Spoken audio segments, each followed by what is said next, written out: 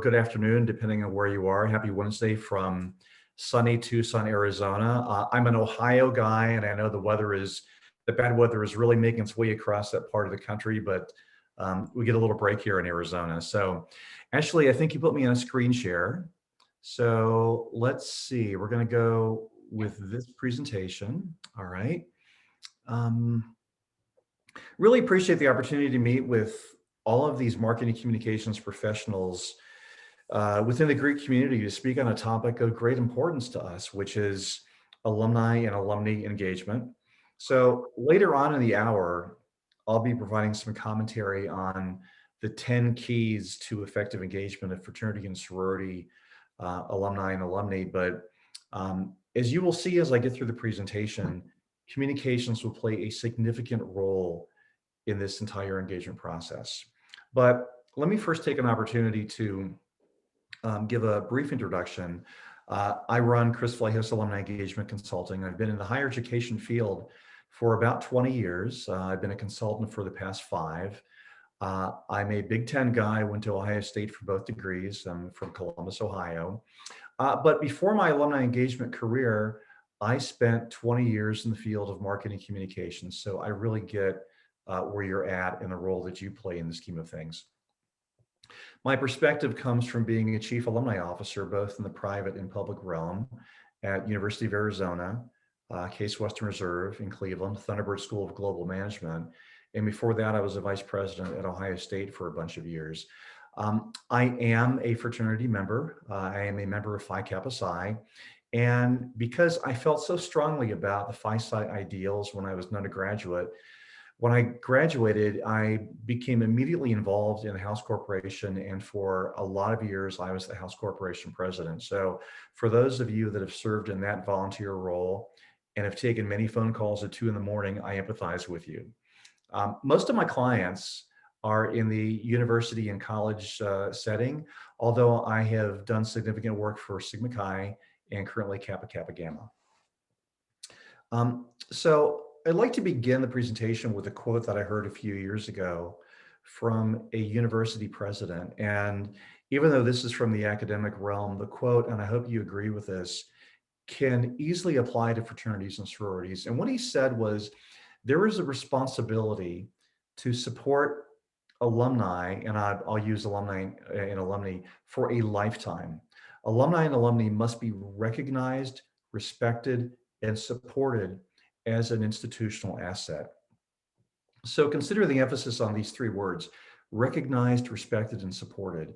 And the university president was not talking about just those at the top of the pyramid, the donors that can give millions of dollars. And, that tends to get a lot of focus in higher education. He was actually speaking about the entire alumni base and how through their advocacy, through their support in many ways, they can advance the institution. I think the same can be said for the fraternity and sorority market. Now, having said that, and I come from the perspective of being in a fraternity, being an alumni director a couple of times, sure, alumni are important in the scheme of things, but there are a lot of distractions. I mean, let's be honest.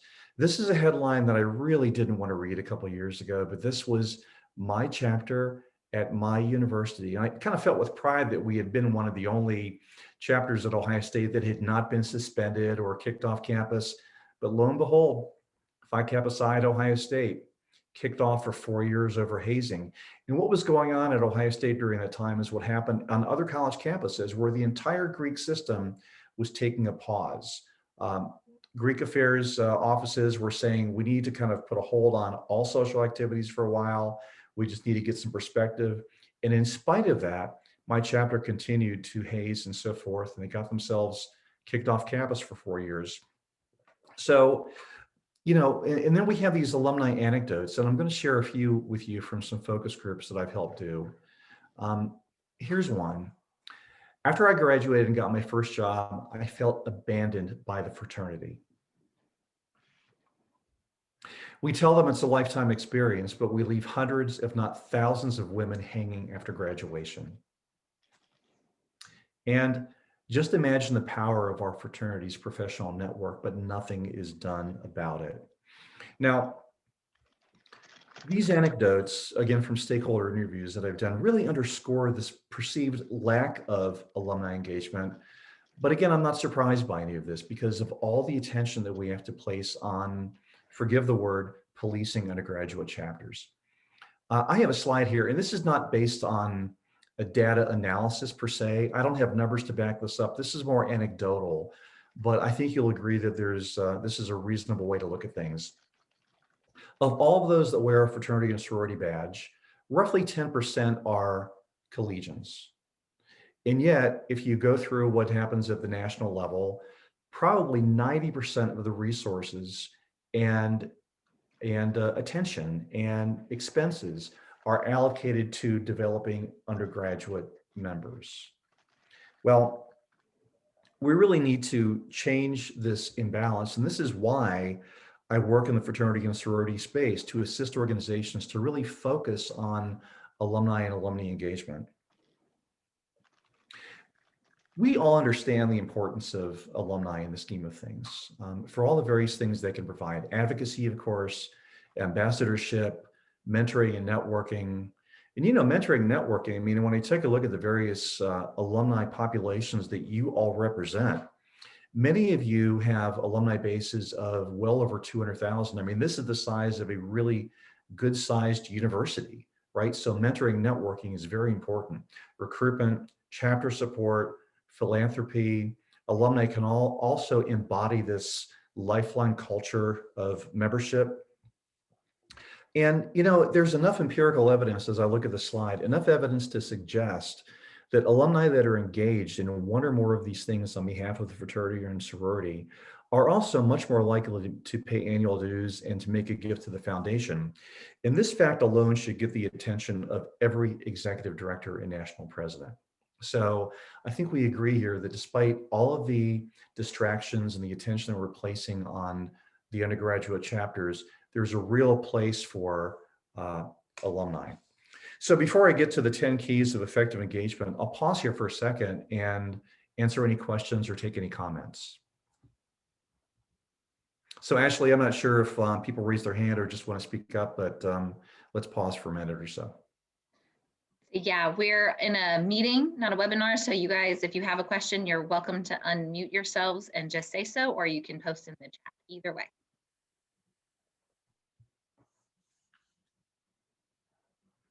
Okay, and if not, we can pause at any other point during the presentation, certainly at the end to take any questions. So, all right, why don't we move on then? The 10 keys to effective engagement for fraternities and sororities of the alumni base.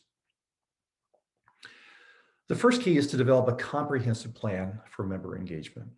We know we have alumni, we have some alumni volunteer activities, but the question is, what are we doing about it? And what is that roadmap for member engagement? Now, the most important thing here is interoperability, and I think hopefully you can see this slide.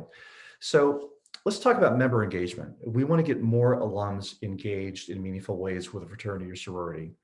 So I could develop a member engagement plan for everyone sitting here, but the important thing to note is that member engagement touches every single aspect of the fraternity and sorority. And what brought this home is last year I was sitting with the Sigma Chi Executive Council and we were talking about the fraternity's 5-year strategic plan, and there were 6 pillars of this plan. And at each stage of this planning process, as we reviewed each pillar, it occurred to me that every one of these affects alumni relations, and alumni relations affects every one of these. So if you take a look at the circle, you can't really develop a member engagement plan in isolation. You have to take a look at the impact of alumni groups, for example. What is the value proposition for joining? The database has to be robust. Collegiate support, young alumni support, this is where you build a base of engagement. Research, what do we know about our alumni? What do we know about not only who they are and where they are, but what are their attitudes?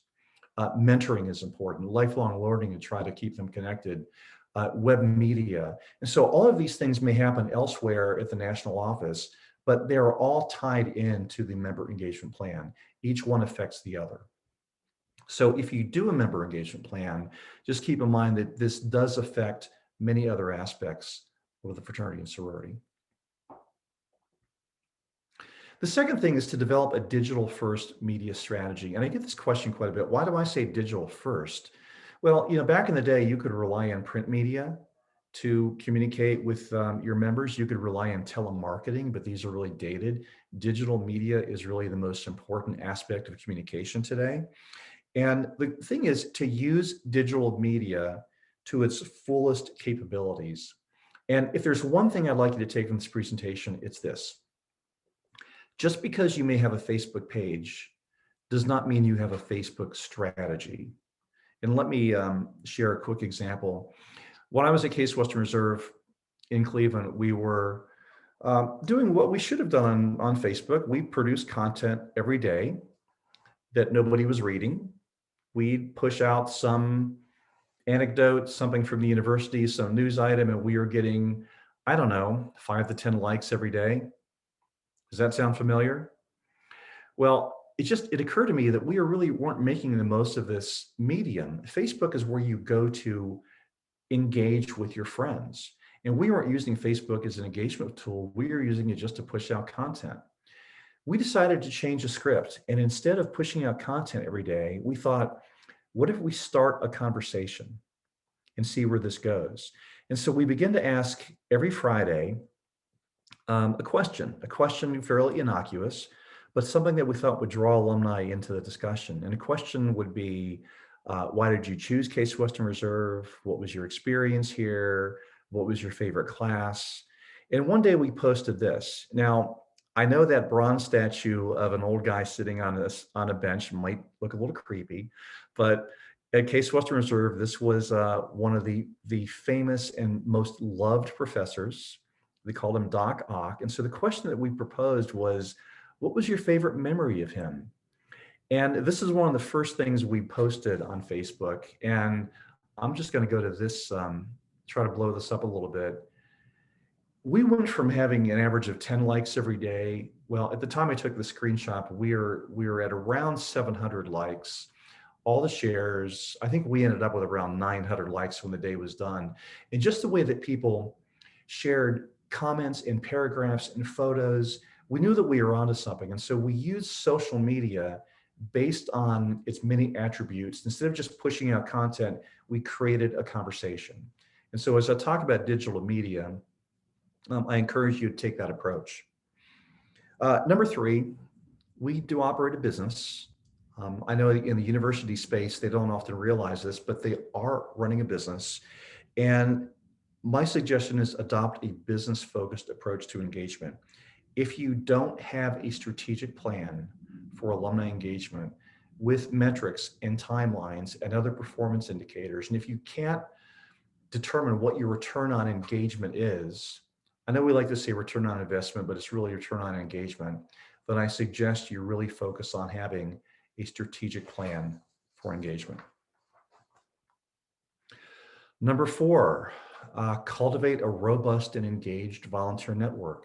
We all know this. Alumni are very important to not only the national organization, but alumni associations and house corporations. But cultivation is really the key word here, because sometimes there can be burnout. I know from having been a house corporation president, too many unfulfilled positions. And so it's a question of how you incentivize alums to take a step out of their busy days and busy lives and volunteer for the fraternity and sorority. There are communications implications here, as you can imagine.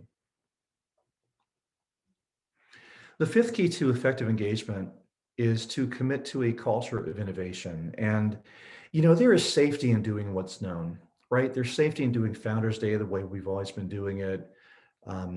Maybe having alumni reunion events during homecoming. That's pretty easy. We do it one year, we check it off the list, we do it the next year. But that's really not sustainable. I mean, COVID is, if anything, has forced us into this era of we need to think differently about things. So I'm going to step into the university realm for a minute. I was having a conversation with my colleague, the alumni director of the University of Texas at Austin. And UT Austin, if you know the Texas system, is very traditional, very, they rely on traditions and doing the same kind of things every year. But I said to him, okay, we're getting into a new decade.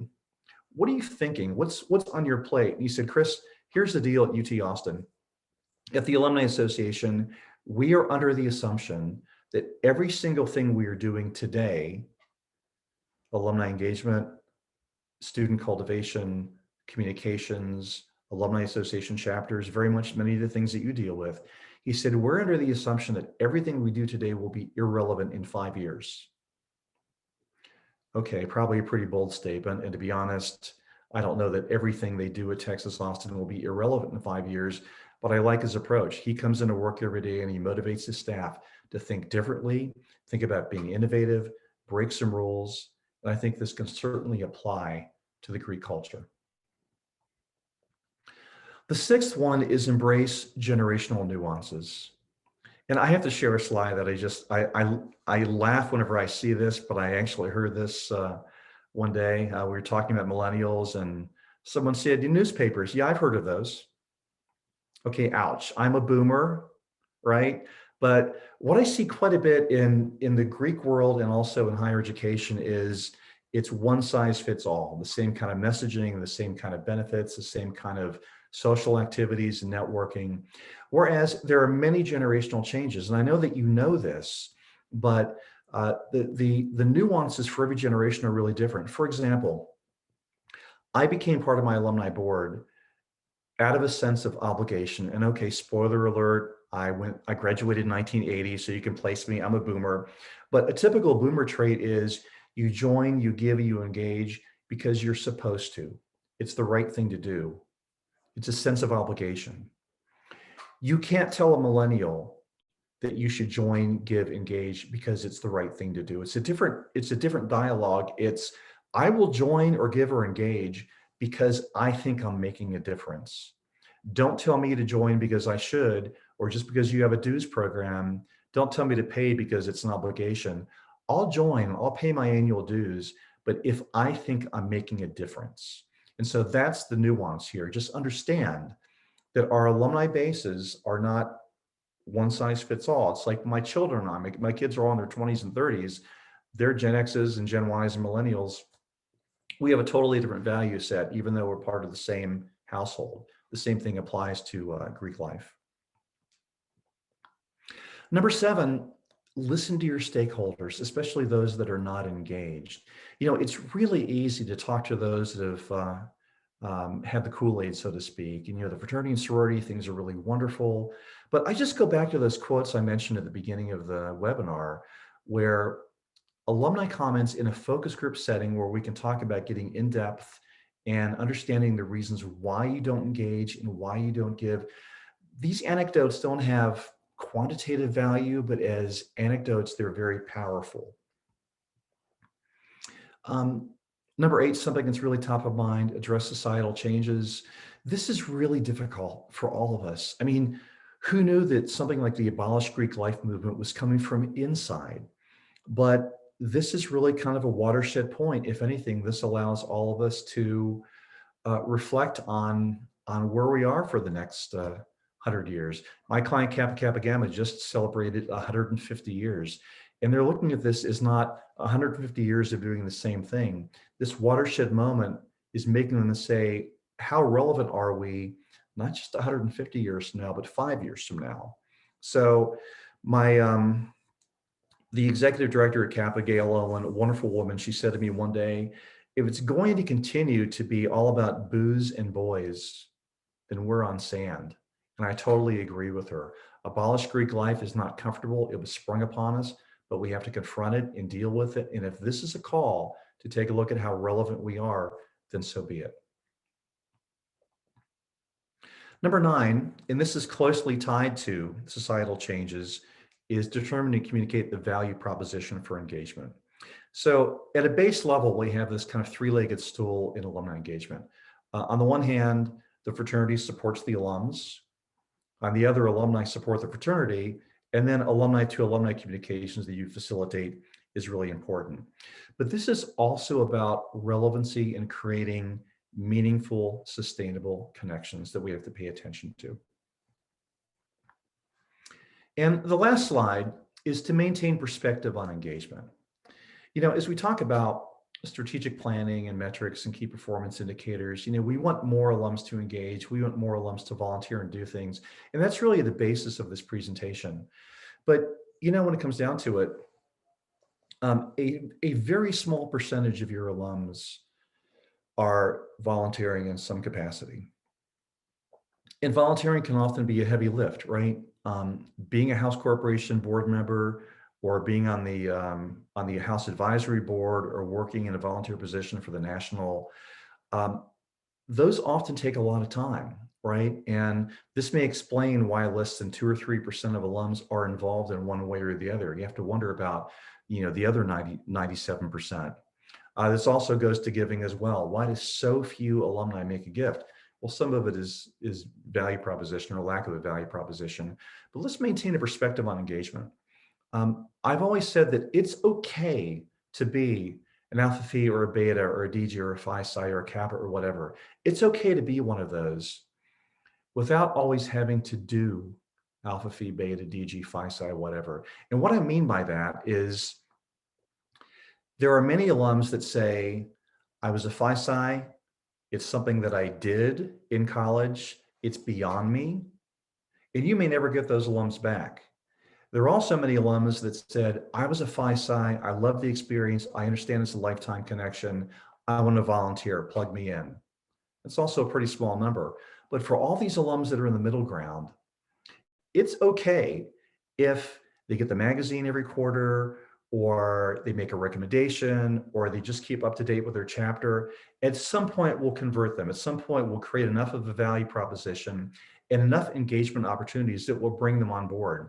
But just because you're not heavily engaged with a fraternity or sorority doesn't mean that you have no value. It's okay just to consider yourself to be a member of the organization every day without necessarily having to do some work. And I hope that makes some sense. Again, this goes back to this focus on strategy and engagement. But, life kind of gets in the way. And as long as someone is engaged and they know that they're a Sigma Chi and they may not have an opportunity today to be involved with it, well, at some point they will. And so that's perfectly okay. So as you've been listening to all of this, I hope that you understand that each factor does have significant communications implications. Creating a value proposition and being very innovative, promoting a volunteer network, creating this plan for engagement. Communications is critically important in each of these factors. So I'd like to end with a quote from another university president, only paraphrased somewhat. Alumni and alumni are lifelong stakeholders in the institution. Their passion and loyalty inspire devotion that is second to none. The fraternity cannot achieve its goals without them. And so just go back to that chart I presented early on with the imbalance of resources against the membership population. Let's understand that the fraternity and sorority cannot achieve its goals without a robust and inspired and connected alumni network. This is what I spend most of my time doing. It's a pleasure being involved in the Greek system, in the Greek market, being a member of a fraternity myself. This is something that I have a passion for. And I really do appreciate you letting me spend a few minutes today, Ashley, you in particular, for plugging me in here to talk about something that is important to me and hopefully is important to you as well. So we wanted to chat for about 30 minutes, and I think we're right on schedule, and use this time to answer any questions. And again, it's a webinar, but we're on Zoom, so we can certainly open this up to as many questions as we have for the remainder of the hour. So again, thank you for allowing me some time. It's really a pleasure to meet you kind of in person, so to speak. There are some people on the call that I know and some names that I recognize. So really great to be with you today. Thanks, Chris. We really appreciate that. We do have a question in the comments. If you can show the 10 points really quickly again, review those. I think people are wanting to write those down and make sure they have them right. Let's see. What did I just do? No, it looks cool. So we want to review the 10 points again really quickly? Yes, please. Okay. And Ashley, did you tell me earlier that this will be available on YouTube? Yes, we are recording and we will share it on the FCA's YouTube channel. Okay, great. Thank you. Yeah. So just to go over these very quickly, develop a plan for member engagement.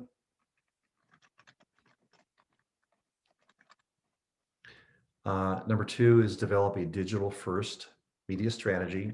Again, just because you have a Facebook page doesn't mean you have a Facebook strategy. Number 3, take on a business focused approach to engagement, which basically says, make sure you have a strategic plan for alumni engagement. The 4th is cultivate a robust and engaged volunteer network. Am I going too fast? If I am, let me know. Number 5 is commit to a culture of innovation. And just, I know sometimes when I wrote the slide, I think, back when I was running an alumni office, it's hard to get through the day sometimes. I know we have a lot of stuff on our plates. Some of us are dealing with reduced staff. We're doing more jobs. We're doing, more work than maybe it's beyond our job description. And sometimes it's hard to be innovative, but we're in this culture where we just don't have a choice. We have to really think deeply as far as how relevant we are. And just if I can expound on this for a minute, I do a lot of writing in the field. And if you checked out my LinkedIn profile, you see about 20 articles that I've done. At the beginning of this year, before COVID, I did an alumni relations forecast 2020, which of course I had a totally revised 3 months later.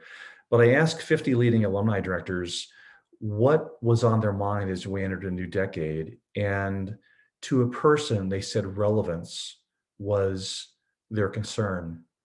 Now, it wasn't that they needed to be relevant, it's that they were fearful that they were not relevant to alumni, especially young alums. And so this commitment to a culture of innovation and doing better, doing different things is something that I think is front and center in the alumni community. Okay, embrace generational nuances. Newspapers, yeah, I've heard those. Listen to your stakeholders. Really, so the Cygnus research, and many of you were part of the Cygnus research project, very revealing. But listening to your stakeholders, especially those that maybe have not been engaged, you really go in depth with them. I do a lot of focus groups in this regard, and some of the comments are really staggering. Alums who want to get engaged, but they feel the fraternity or sorority isn't listening to them. Those are very powerful quotes. Number 8, societal changes, of course, we're all immersed in these. The 9th one is really focus on the value proposition for engagement. Again, this is something that appeals to younger alums. Why should I get engaged? Why should I join? Don't tell me I have to. Tell me that I'm making a difference. And then finally, maintain a perspective on engagement. Not everyone has to volunteer for the national or to be a house corporation president. You can stay engaged on your own terms. And so it's okay to be a fill in the blank without having to do a fill in the blank. Thank you for doing that, Chris. We also have a question in the chat. Want to know what's the biggest miss you're seeing from organizations that you're working with? Like for example, maybe they don't survey members often enough or something like that. Like what's the biggest missed opportunity you're seeing? And that alone, Ashley, is the single most important thing I hear most often. Clients say to me, we don't know what our alumni want. And they understand their generational nuances, right? They understand that alumni have different needs. And I say to them, scratch my head a little bit, and I say to them, well, you can ask them. You can do a quantitative survey, you can do focus groups, but asking alumni what they want, especially those that are engaged, is probably what I hear most of all, kind of the biggest weakness. And the other thing is, I talk about a strategic plan and metrics and so forth. Many alumni directors and their alumni staffs have never had to think strategically or write strategic plans, but now there's a great deal of emphasis on raising money, heightening alumni engagement, and there's much more of a focus on alumni engagement efforts.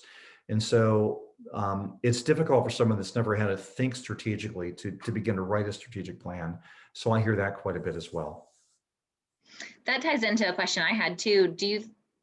Listening to your stakeholders, especially those that aren't engaged, I think a lot of us have a tendency to rely kind of on that 1%, if you will.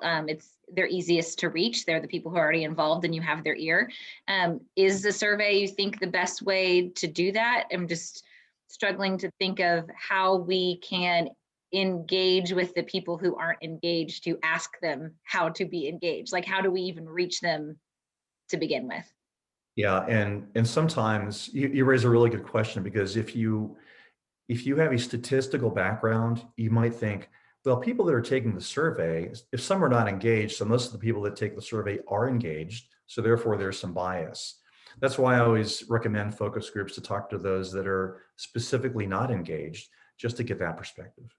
And also, when you do a survey and you ask how I want to be engaged, sometimes people don't know. They've never really thought about it. But I will tell you something I think is really interesting is that in all the surveys I've done, the biggest obstacle to engagement is the sense that I don't live near my university. I no longer live near my chapter. I mean, look at me. I live in Tucson, Arizona, but I'm from Ohio State, right? Well, COVID, in a way, because we've all gone virtual, has really erased all of those distance barriers. And so let's seize upon that opportunity. If someone says I live too far away to participate in a Founders Day, well, you as the fraternity or sorority could bring Founders Day to me digitally quite easily. And so I think there's a real opportunity there. That's a good point. A couple other questions coming in. What would you say a good like engagement involvement percentage goal would be? So what I've been seeing is that around 2 or 3% are engaged in one or more things, um, and yet there are many volunteer positions that are not filled. So I'd like to see maybe 4 or 5%. But when we talk about engagement, again, we're talking about the real heavy duty things that you're engaged with, being on a committee or being whatever. And and if you had to ask me, how can you be engaged without volunteering? I could probably come up with 50 ways to stay connected with Zeta Tau Alpha, for example, without being on a committee. And so there's a difference between engagement and volunteerism. Volunteerism is often that heavy lift, but it's helpful that you come up with any other way to engage. Um, I was talking to Sigma Chi last year. We were looking at this engagement program, and on their website, um, it's no longer on the website because they're kind of refining things, but they actually had a slide that said, here are 88 things you can do to stay connected to Sigma Chi. Well, the problem is they weren't promoting it, so we kind of made those changes. But there are many, many ways to get involved without that heavy lift. Can you quantify all of those? By reading the Zeta Tau Alpha magazine? I mean, how do you know how many people read that? I don't really know. So based on the data you can capture, I'd like to see around 5% involved, and that seems to be a pretty good number. But there are many more that get involved that you really can't measure. And so let me go back to that website I mentioned, the Case Western Reserve, with the guy, the faculty member sitting on the bench. One of the questions we asked one time was, how engaged do you feel with Case Western Reserve? We had around 700 responses, and most of them said, I don't really feel engaged at all. I thought, wait a minute, you're on our Facebook page and you're taking the time to respond. I mean, to me, that's engagement. So there are many ways for alums to stay connected, even if they don't know that they're really staying connected. If you take a trip with your sorority sisters from 20 years ago and you go to New York and have kind of a girls' weekend, and it's all about Zeta Tau Alpha, right? Is that engagement? I would say it is. So again, many ways to stay engaged without really volunteering quite a bit, if that makes sense. Okay, one other question from the chat says, what are your recommendations for communicating and getting buy-in from our most engaged alumni on changes that benefit the larger alumni audience? This is hard. It's hard because, especially in today's climate of social change, there's a sense that we have to make some changes, but we're not sure what we have to do. So alumni research can help. Here's what alums out there who maybe aren't engaged are seeing. But what I have found is that the alumni leaders, those that are not only just on staff, but that are on the National Council and that are volunteers, are really open to considering the changes for what's going on today, and in listening to those that aren't engaged. So I really haven't found this to be an issue for, what do you do to convince members of the fraternity or sorority to listen to those that aren't engaged? Hopefully I answered that question. person who posted it has follow-ups. You just Okay. unmute and ask. It's not my circus. Speaking of, I really liked what you said about, you had 700 responses of people saying that they weren't very engaged, even though they were kind of engaging by saying that. Right. Do we need to be clear on our definition of what engagement is? I mean, internally, in order to track some of those metrics and stuff, I think especially, but outwardly to those audiences that we're trying to reach, do we need to be more clear about like what engagement is or isn't? Kind of your Sigma Chi example with like, here's 88 ways to stay involved, or is it enough that like we know that they're involved and can see that? The answer is as I learned in grad school, the results are mixed. And also it depends. But there are various ways to define engagement. You want to make sure that you track those because you want some sense of how successful your fraternity and sorority strategic plan is. But also, if you post something on your Facebook page and you have 700 responses, how do you possibly track that? And maybe there's a way to do an nth study, but some of the engagement things are not, they're very, very difficult to track. So when I was alumni director at University of Arizona and Case Western Reserve, I would have meetings with every single fraternity and sorority on campus, a lot of Monday night dinners, right? But I would say, I'd go to the AOPI house and I'd say, look around the room, look at the alumni in the room that are part of the advisory board and the house board. They're here because they love AOPI. They're here because this is important to them. It's a lifetime commitment. Never lose that commitment to AOPI. Also, never lose that commitment to University of Arizona or Ohio State or Case Western Reserve. So I was able to, make that conversation. Now, did I know what the results were from those series of dinners, even though I put on a couple of pounds, which was a result? I don't know. But I do know actually that when I would give the speech at commencement, which was a job I had as an alumni director, someone would always come up to me and say, you spoke at my fraternity house last year and you've inspired me to get involved. Okay, that's a great anecdote. I don't know how you measure it, but I know I'm making some impact. So I'm taking a long way to say there are things that you can measure and there are things that you really can't. But the important thing is don't just count. There's a difference between counting and measuring. Counting might be the number of alums that are engaged in something, but let's measure the impact of engagement. Measure the impact of all those that are volunteering for you. Are they more likely to make a gift? Are they more likely to pay their annual dues? And that way you have a real sense of the power of what you're trying to do when you engage alums. You can tell it's a topic that's important to me. Good, and it should be important to everyone. Any other, check the chat here, any other questions from anybody?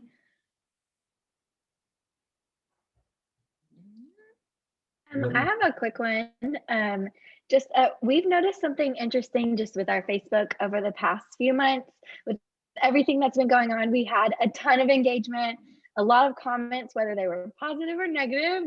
We definitely had both from our alumni, but we've noticed that it's kind of tapered off during this time, and whether it's a video or one of our things that would normally be really engaging, that it's really tapered off. So I didn't know if you had any thoughts or things that you would suggest in those times to connect with alumni during a time when maybe AOPI isn't their thought because it's going into the holiday season, and just things like that based off of your experience. Well, it all goes back to relevancy. And first of all, let me say that if you're getting a lot of comments from AOPI alumni that are not all that positive, that's okay, because to me, that's a way of engagement. If they're not happy with Abolish Greek Life or not happy with where AOPI is headed, at least they're engaged enough to ask those questions and to post those comments. But the key is always relevancy. And if you're seeing a downturn, well, okay, it's holidays, and I guess you would expect that. But just to continue to push out content and to create conversations about engagement and volunteerism and giving and the state of the sorority today, those kinds of things, just to keep those issues top of mind, I think will bode very well for you. Thank you.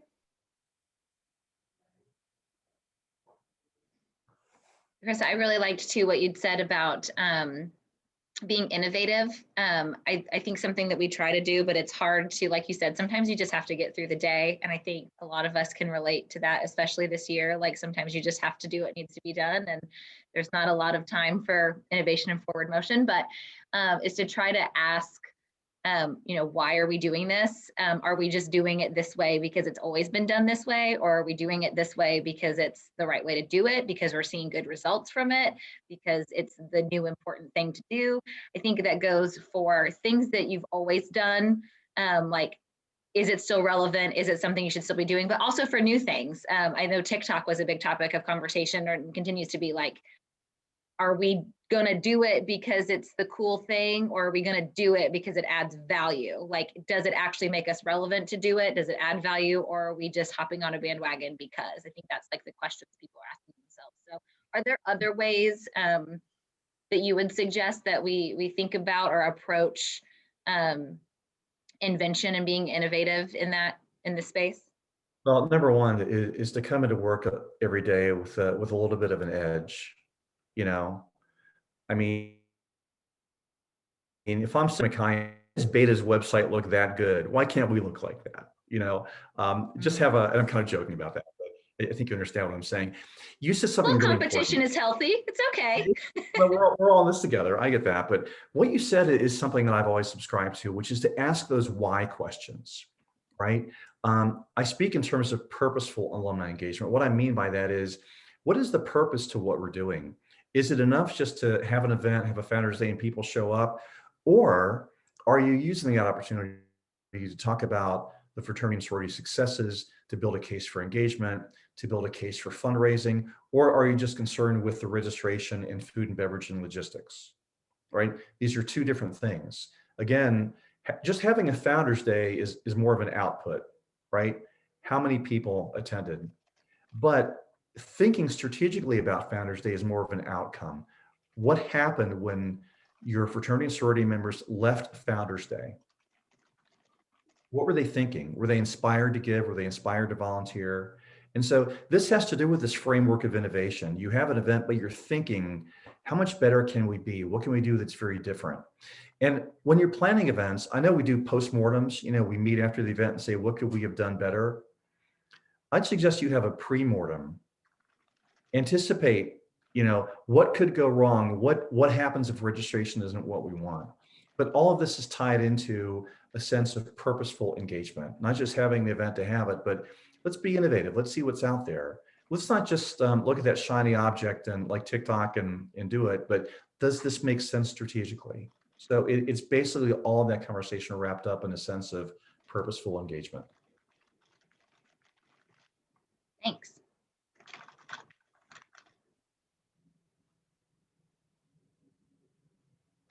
So I know that we have about 10 minutes left. I mean, if there are no other questions, I put my my email up there so we can certainly talk offline. But could I have a sense of who's represented on this call from what Greek-led organizations? I'm just curious.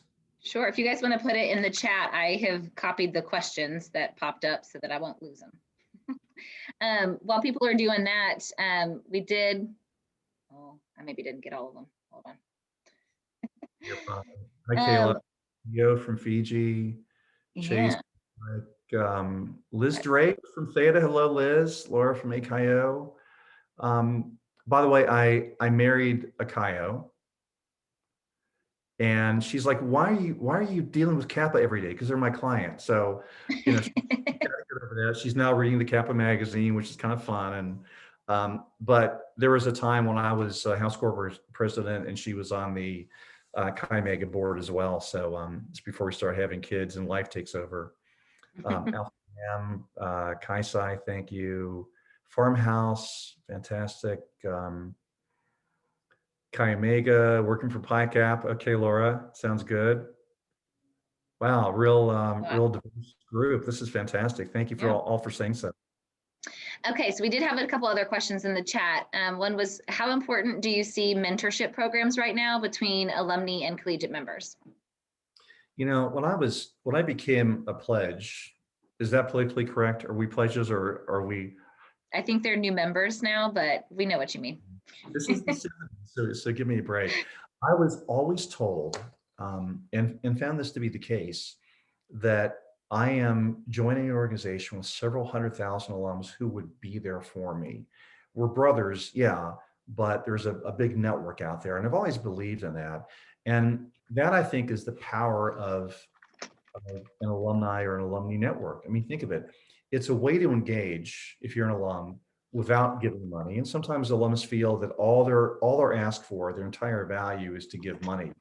We don't want alums to feel like they're an ATM. We want them to get involved. And alums love to interact with students, right? Especially from the standpoint of career advice.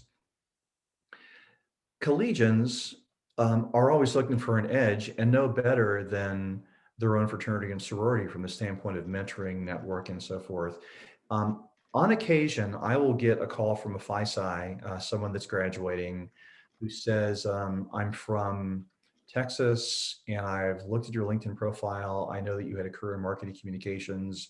Can we have a discussion about that? And I don't know this person and there hasn't been a formalized network, but of course, this is what we do. And so from a personal standpoint, as well as from an institutional standpoint, I think this aspect of alumni mentoring and networking with collegians is probably one of the most important things that can happen. There's also an anecdote that we share in this business of alumni engagement, and that is that the most important thing that an alum can provide their institution is advice. And I usually take that to mean career advice. So I just can't understate the importance enough of these career networks. Now, there are a number of career platforms out there that maybe you've heard of, Graduate or People Grow Over, things like that. I think the architecture of the platform is nice, but many organizations have failed to really promote this and to make this a priority. So therein lies a communication solution. But yeah, I think it's a very big yes to your question. Great. And then another one, are you doing anything with predictive analytics from the engagement you're doing? And they gave an example. It says, for example, member X is engaged and has these indicators like age, chapter president, et cetera, and then able to apply those assessments to find others who are likely to be engaged. Yeah, so I have not done this in the fraternity and sorority setting, but I have done this at a university setting. A lot of this has to do with the robustness of the database. And the degree to which you can ask your alumni stakeholders what is important to them. I mean, there are people that will engage with Zeta Tau Alpha because of their alumni association, or because of they want to provide scholarships, or because they want to be a mentor. It's important to tap into various aspects of how alumni want to engage, and then slice and dice that by demographic, by location, and so forth. So predictive modeling is something that is, it's been around the business world for decades. It's kind of creeping into alumni relations at the university setting. And I wouldn't be surprised if you all make efforts in that regard moving forward. But the database has to be important. I mean, if a third of your database is unknown, that could be a problem. If many of the email addresses you have are bad, or the data you have is dated, that goes a long way. But I think there's a lot of potential for predictive modeling in our field. So maybe that's something that needs to happen after, a database cleanup or something. Database cleanup, strategic plan, talk to your alumni to understand their needs, and then the predictive modeling. I think that's a pretty good way to pace this out.